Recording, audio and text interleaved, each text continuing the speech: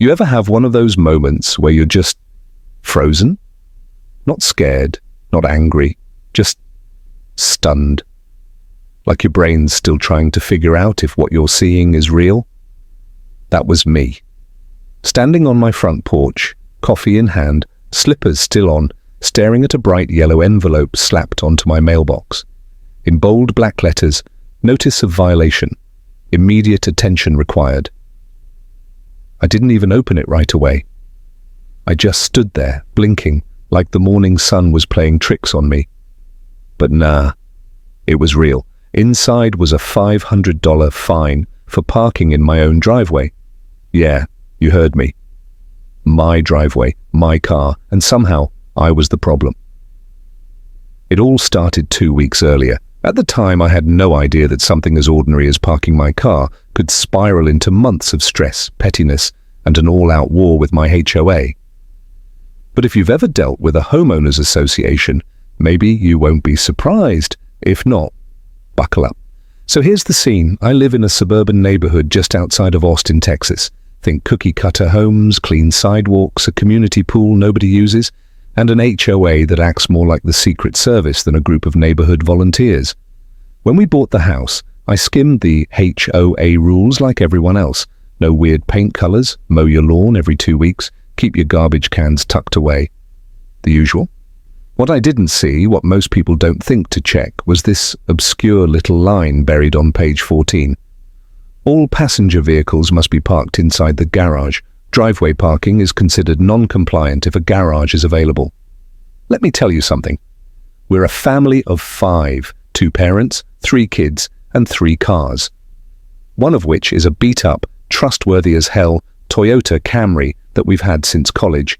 It lives on the driveway, always has, never blocked anyone, never caused an issue, until now. And apparently, someone on the HOA board had a problem with it. Cue the fine. I took a photo of the letter and texted it to my wife, Rachel. Her reply? "You've got to be kidding me." Followed by 3 angry face emojis and one of those knife emojis she uses when she's playfully homicidal. At this point, I thought, okay, no big deal. I'll call the HOA office, explain the situation, they'll realize it's a mistake, and we'll all move on. Spoiler, I was wrong. But here's what really pushed me over the edge. When I went to the HOA meeting to appeal the fine, I wasn't just dismissed, I was humiliated. And that's when I knew this wasn't just a misunderstanding, it was personal. Let me back up. The call to the HOA went about as well as a root canal. Some lady named Sandra answered. You ever talk to someone who sounds like they're smiling, but you can hear the judgment underneath? That's Sandra. "Sir, the violation is clearly stated in the HOA guidelines," she chirped. "Garage usage is mandatory for all passenger vehicles. Driveways are for short-term visitors only." I told her we had 3 cars, that my garage already had 2 vehicles and boxes of stuff we couldn't store elsewhere. She gave me a polite, and then asked if I'd like to pay the fine online or mail a check. I hung up. Next step? The HOA monthly meeting. I figured if I could talk to someone face-to-face, be a reasonable human, they'd understand. What I didn't realize is that HOA meetings are less friendly neighborhood chats and more tiny government tribunals run by people on a power trip. I walked into that community hall with my violation letter in hand, ready to explain myself. 5 people sat behind a folding table, nameplates and all. The kind of setup that screams, we take ourselves way too seriously.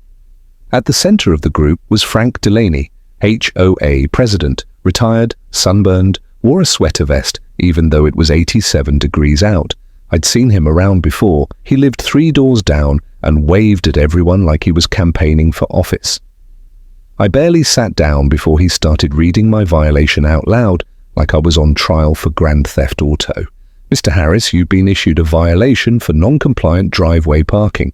This is your first offense. Do you have a statement you'd like to make before the board renders a decision?"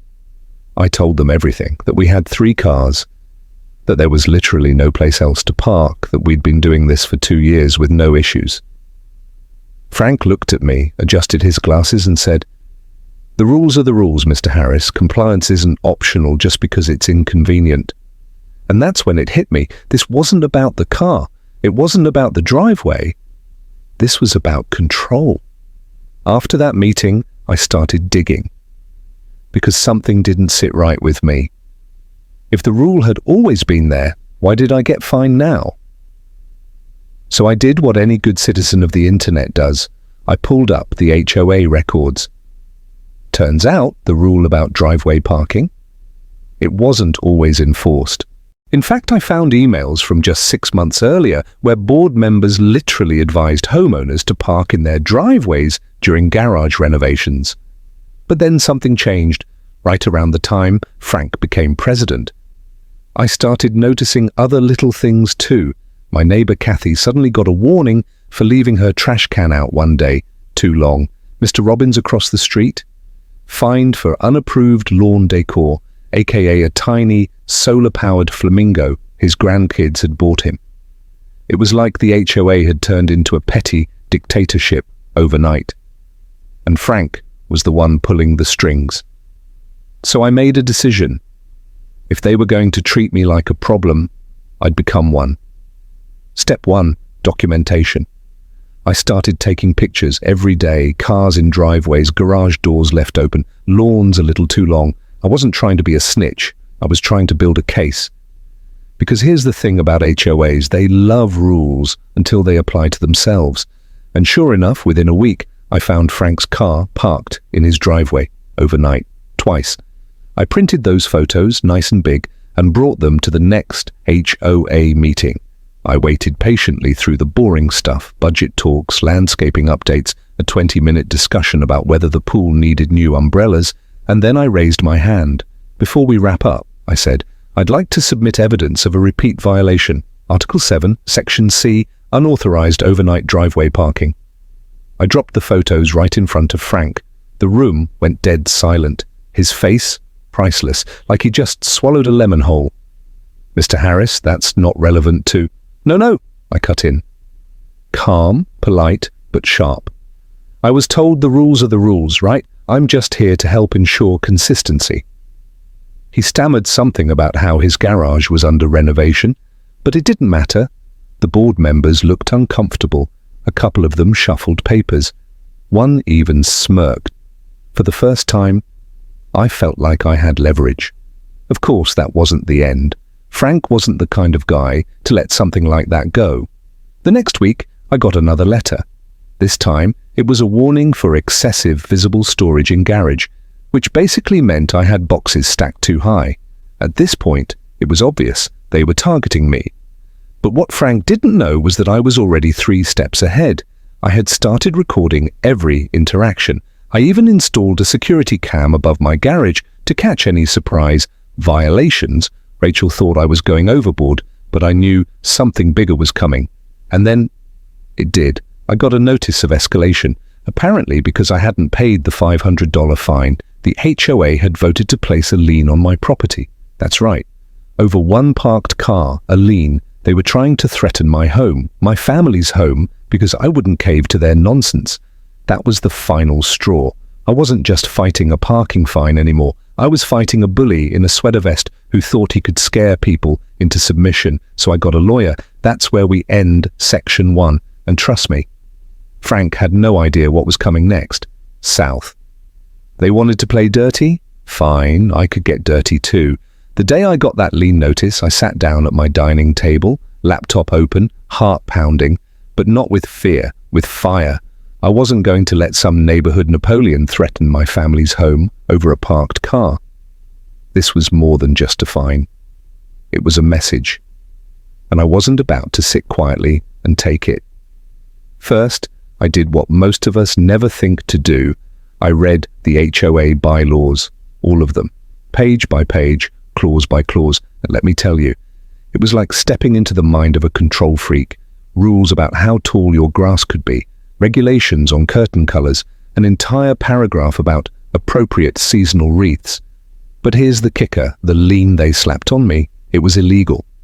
According to Section 9, Article B of the bylaws, the HOA must issue 3 written warnings at least 15 days apart before escalating any violation to a lien, and all 3 must be delivered via certified mail. Guess how many they sent?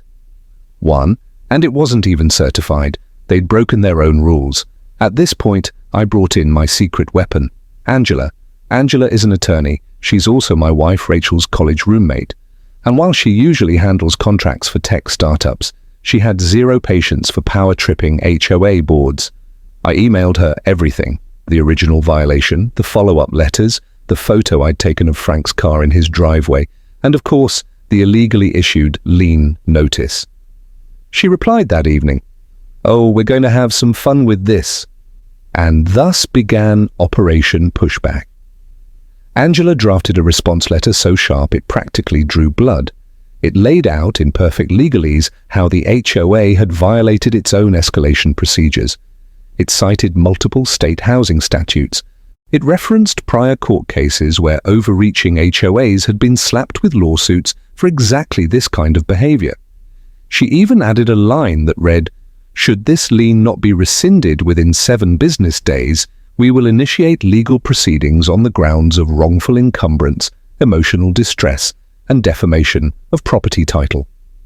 I printed out the letter, slid it into a bright red envelope, and hand-delivered it to the HOA Dropbox myself. That same night, Frank drove by my house, real slow, like a scene out of a low-budget thriller, headlights crawling past, pause at the mailbox, and then just kept rolling. But he knew the game had changed. But what I didn't expect was that the moment I pushed back, half the neighborhood started knocking on my door. It started with Kathy from across the street. She showed up the morning after I delivered the letter, holding her dog leash in one hand and a Dunkin' coffee in the other. "You're fighting them?" she whispered, like it was a crime to even say it out loud. I nodded. She exhaled. "Good." Turns out I wasn't the only one they'd been targeting. Her trash can. She'd been fined $100 for leaving it at the curb past 10 a.m. The retired vet 2 houses down. Fined $250 for his American flag being too large. Another neighbor got written up for chalk art her grandkids had drawn on her sidewalk. It was a pattern. And suddenly, the entire street could see it. So I did something I never thought I'd do. I hosted a block meeting. Not a protest, not a revolt. Just a calm, neighborly get-together in my backyard, burgers on the grill, lemonade on the table, folding chairs in the grass. 23 people showed up. Some were mad, some were scared, some were just tired of being pushed around. I shared what Angela had found. I showed them the letter, I read them the bylaws, and by the time I was done, someone said what we were all thinking. We should vote them out. Because here's the secret a lot of people don't realize about HOAs. The power lies with the residents. They may act like they're kings and queens of the cul-de-sac, but if you get enough people to show up, you can vote out every single board member.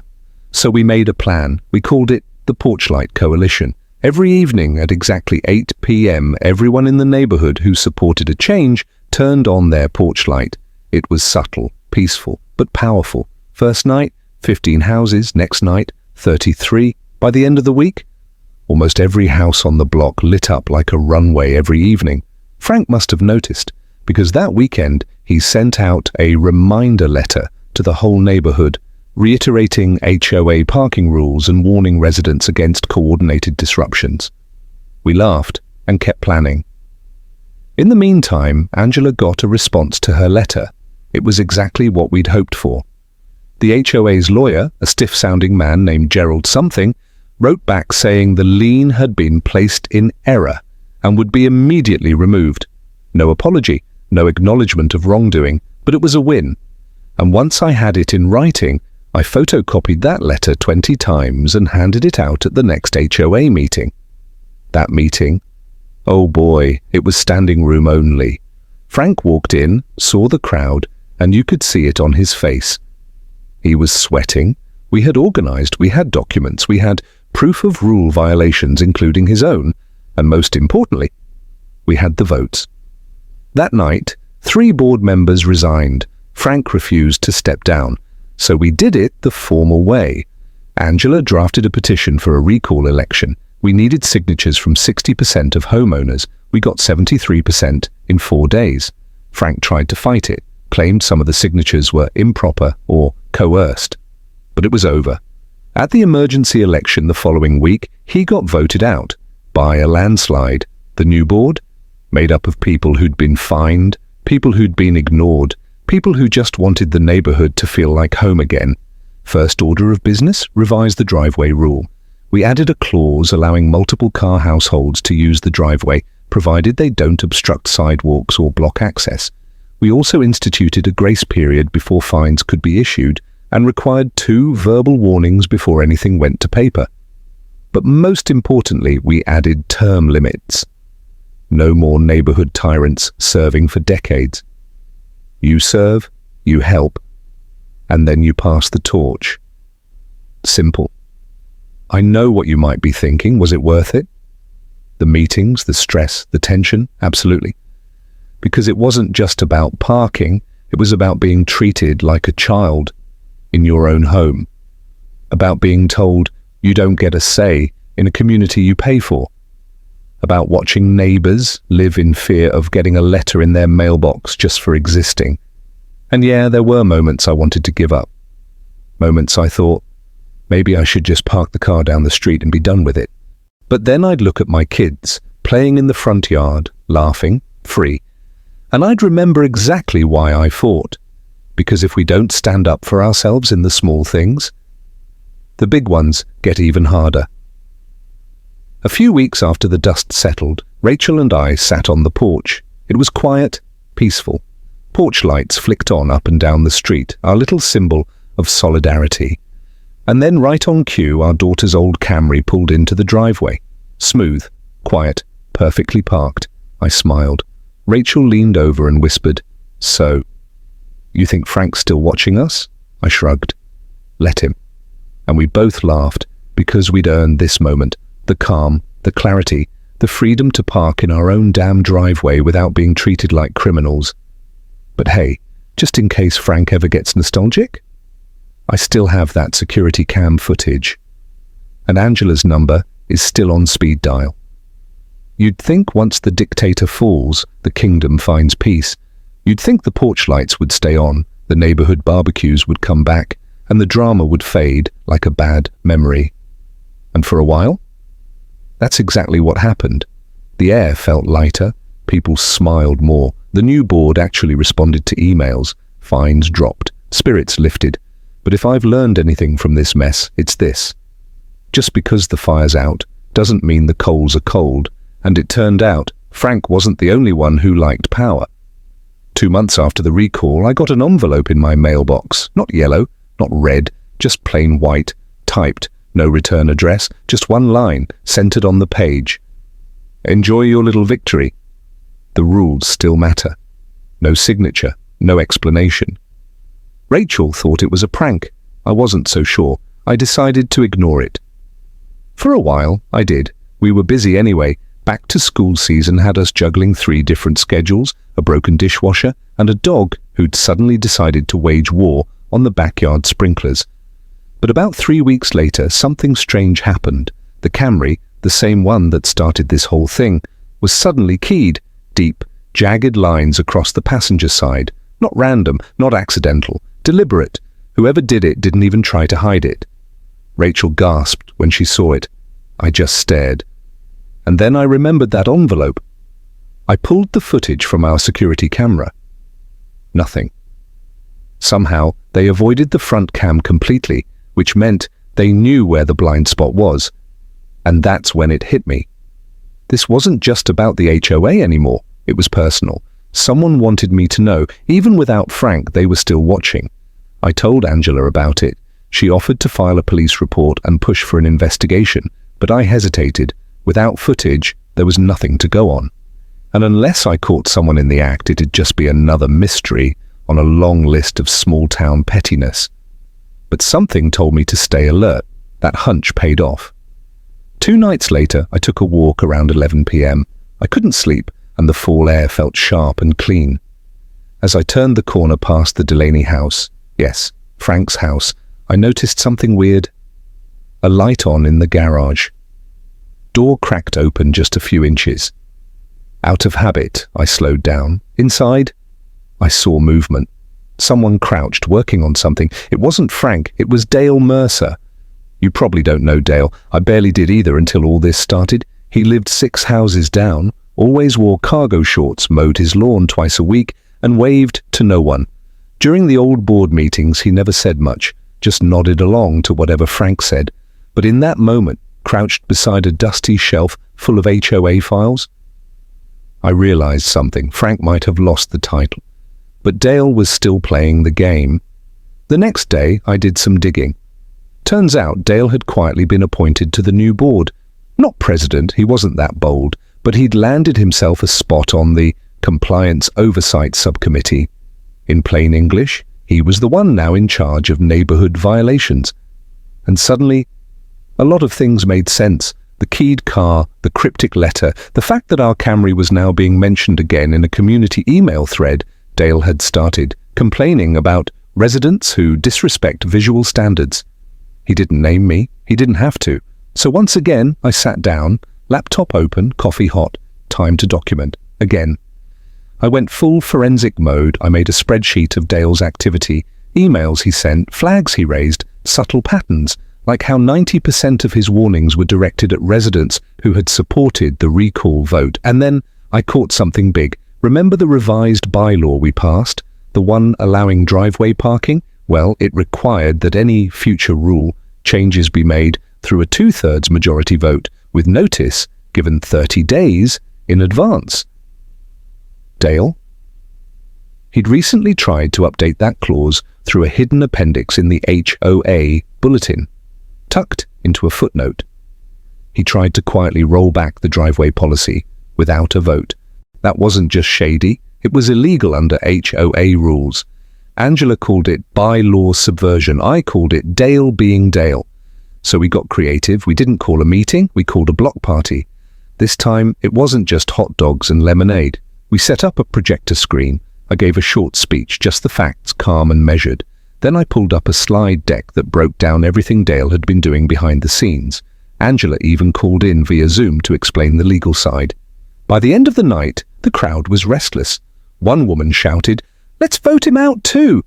Another neighbor stood up and asked if there were any open seats on the board.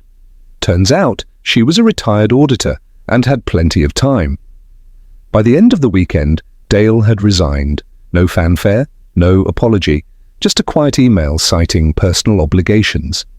The silence afterward, glorious, but the real twist? It wasn't over yet. The next week, I got a knock at the door. It was Frank, suit, tie, paper in hand. I raised an eyebrow. He didn't flinch. "Mr. Harris," he said, "I'm here to inform you that I've filed a formal defamation complaint against you for slander and reputational damage." I stared at him, then down at the paper. He'd filed it in small claims court. His claim? That I had publicly accused him of misconduct without legal basis and incited a neighborhood rebellion leading to emotional and financial distress. I actually laughed because, of course, when all else fails, the man pulls out one last desperate move. Angela handled it, filed a counterclaim, cited, documented HOA violations, illegal, lien placement, unauthorized surveillance threats, and the bylaw breach. By the time the court date rolled around, Frank's own signature was on half the documents we presented as evidence against him. The judge dismissed his complaint in under 5 minutes. Angela didn't even finish her opening statement. Frank just stood there, red-faced, clutching his file folder like it was going to shield him from the embarrassment. When we walked out of the courtroom, Rachel turned to me and whispered, "Do you think this is finally the end?" I wanted to say yes, but I'd learned better. Because here's the truth. Power attracts a certain kind of person. And no matter how many you push out, there's always someone waiting to step in, quietly, subtly, with a smile and a clipboard. But we weren't the same neighborhood anymore, not after what we'd been through. We were watching now, connected, ready. We even set up a neighborhood Slack group, a monthly newsletter, an anonymous suggestion box, and the new board. All 5 members were people who had been fined, threatened, or silenced before. That made all the difference. 1 month later, Rachel and I were watching the sunset from the porch. The Camry gleamed in the driveway, newly repainted. The kids were chasing the dog around the yard. All felt right again. Then Rachel said something I'll never forget. "You know, if you hadn't fought back, we'd still be living under people like Frank and Dale." I nodded. "And if we hadn't fought smart, they'd still be smiling in charge." She smiled. And just as we were about to head inside, our new board president, Lydia, the retired auditor, walked by with her clipboard. She waved. "No violations today," she called, "but your grass looks a little too perfect. I'm suspicious." We all laughed, because that's how things should be. Light, human, free, not ruled by threats, but run by neighbors. If I had learned anything from dealing with Frank and Dale, it was this: tyrants don't vanish, they regroup. And in our neighborhood, they regrouped quietly. No more violations, no more keyed cars, no more creepy drive-bys. For a few months, it felt like peace had finally taken root.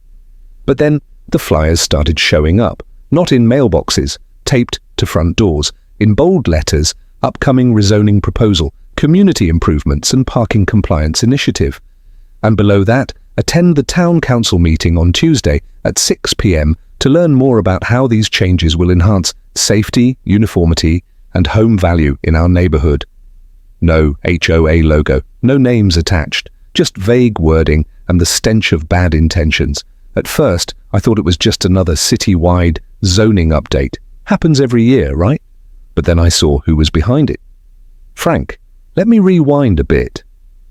After his embarrassing loss in court, Frank went quiet. Didn't attend board meetings, didn't respond to emails. We figured he'd moved on, maybe joined a golf club to yell at squirrels instead. But what we didn't know was that he'd taken his HOA ambitions to City Hall. He was now part of a group called the Residential Compliance Council. Doesn't that sound terrifying? Turns out it was just 3 disgruntled former HOA presidents and 1 land surveyor who thought speed bumps were a communist conspiracy. But they had one thing we didn't: time and persistence. They started proposing city-level zoning changes. Minor things at first. But this new one?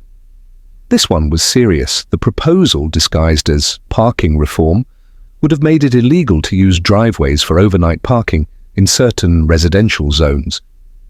Guess which zone was first on their list? Ours. If passed, it would override our HOA's revised bylaw.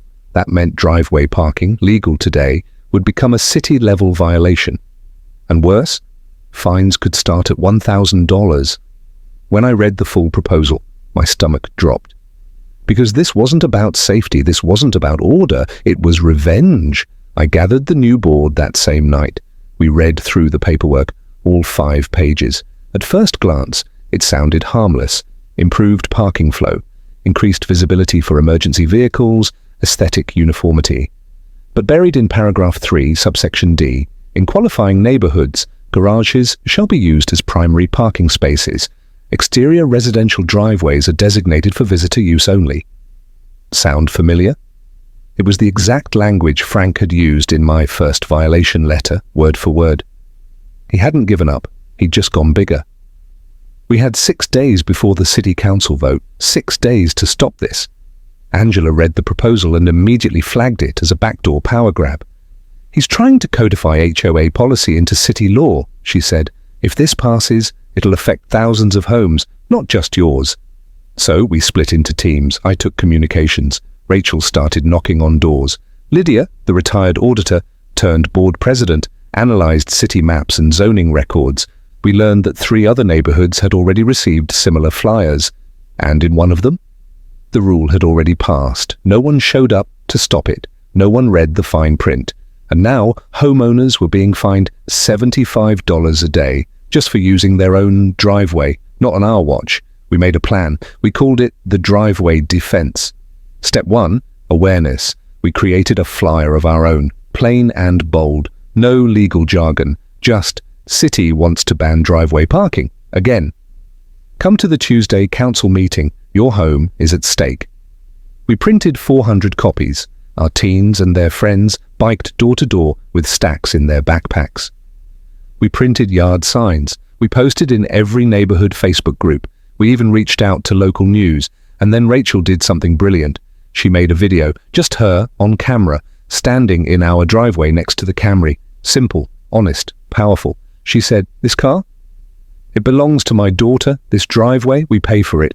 And now a man we voted out of our HOA wants to make it illegal for us to park here. Don't let him." We uploaded it that night. By morning, it had over 11,000 views. On Tuesday, we showed up at City Hall early. The room? Packed. People from all over the district, young families, retired vets, nurses in scrubs, teachers in worn shoes, all of them furious. We handed out pre-written speaking points. Angela printed out a spreadsheet showing that 86% of homes in our zone couldn't fit all their vehicles into their garages. We had petitions, signatures, testimonials. Frank sat 2 rows ahead of me, stiff and silent, a little red folder clenched in his lap.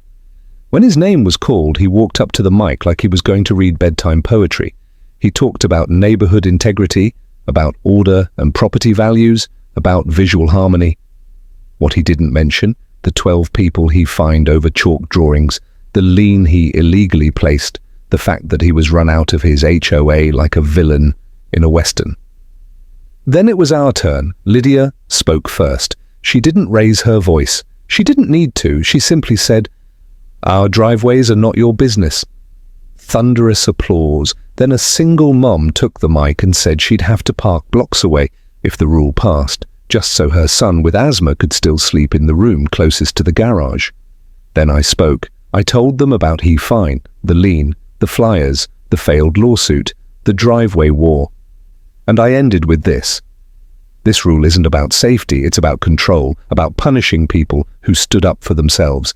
Don't let our city become an extension of a petty grudge. The room erupted. It took the council 12 minutes to vote. 7-0, rejected. Frank didn't look back as he left the chamber, and we didn't chase him. We didn't need to. We'd won. Again. But here's the thing nobody tells you. Even when you win, you stay alert.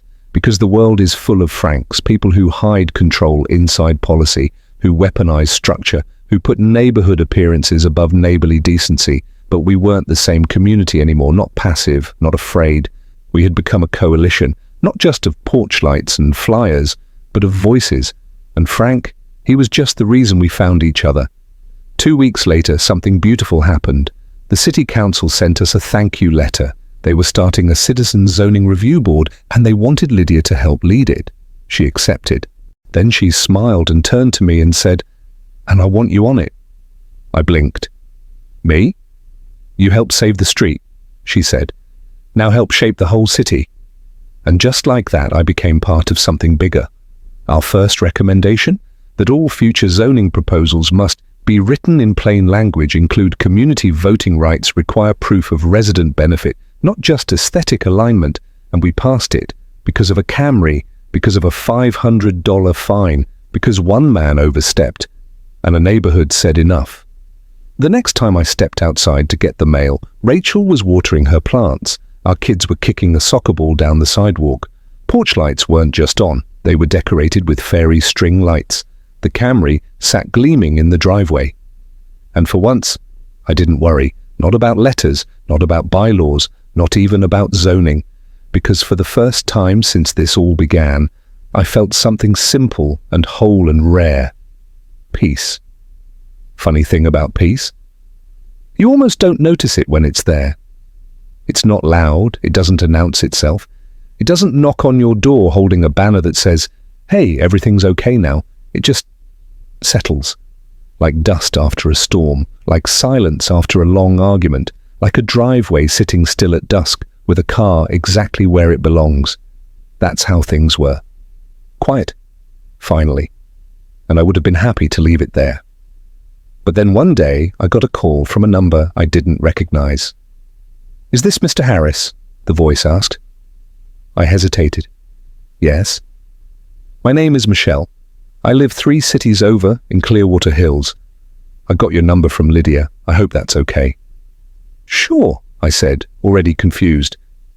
She took a breath and said, "They're trying to do it here too. Same wording, same proposal, same scare tactics. We're not sure what to do." And that was the moment I realized this wasn't just about my driveway anymore.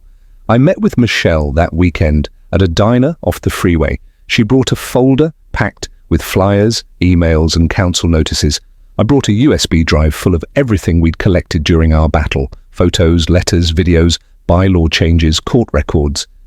We laid them out on the table like old war generals comparing maps. Her neighborhood, same story, different setting. A newly elected HOA board, a former president trying to sneak driveway restrictions into city law. Residents too confused or intimidated to fight back. Sound familiar? Yeah, it always starts the same. I gave Michelle a copy of Rachel's video, helped her draft a speech, connected her with Angela. We even got her on a local podcast to tell her story. 3 weeks later, Clearwater Hills showed up to their council vote, 200 people strong. Not a book, not at first, just a blog, simple black and white, no ads, no politics, just stories. I wrote about the fine, the lien, the meeting, the lawsuit, the zoning battle. I titled each post like a journal entry. Day 1, the yellow envelope. Day 17, the backyard alliance. Day 59, Frank's final move. Within a month, it had 15,000 views. 2 months later, it was being shared on HOA forums across the country. A retired librarian in Florida printed every entry and handed it out door to door. Someone in Oregon turned it into a 10-part podcast. And then one day, a reporter from a major news outlet called. Her name was Claire. She asked if I had time for a phone interview. I said yes. I expected a few questions. Instead, she stayed on the line for 2 hours. At the end, she said, "You know, this isn't really a story about an HOA." "It's not?" I asked. She smiled through the phone. "Number. It's a story about a man who found his voice when no one was listening, and how that voice helped others speak up too." I didn't know what to say to that. I still don't. But I knew she was right. Because this wasn't a war about concrete. It was about belonging. About the right to live without fear of your mailbox, the right to park, to breathe, to exist without permission. That winter, something incredible happened. Our city invited Rachel and me to speak at a town leadership summit.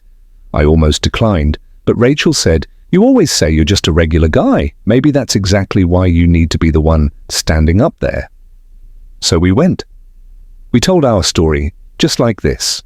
The fine, the fight, the friendships. We talked about how a single rule can become a wedge, how silence enables petty power, and how neighborhoods, when united, are stronger than any boardroom. When we finished, the room stood up and clapped. Rachel squeezed my hand, and I realized I hadn't just won back my driveway.